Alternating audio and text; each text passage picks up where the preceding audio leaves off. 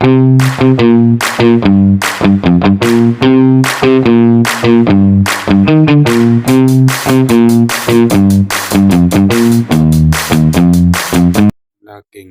is a defense skills in volleyball where one or more front row player jump nail the net with their hands raised to stop or slow down the opponent attack or spike.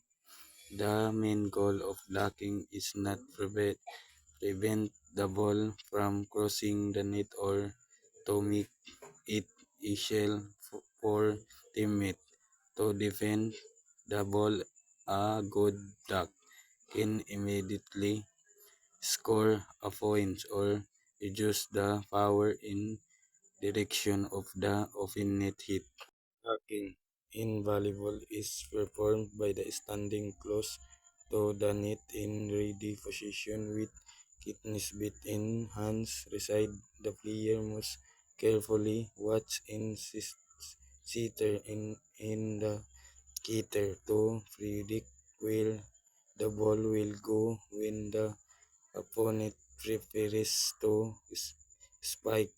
The blocking quickly movement moves along the net using side step to get into the correct position at the right moment. The player jump straight upward while extending both arms and hands above the net with finger spread with to stop or defectly the ball proper timing. It's very important because jumping too earlier or too late can allow the ball to pass through the blocking. Should keep the hands strong and slightly angled toward the opponent court to return the ball in downward after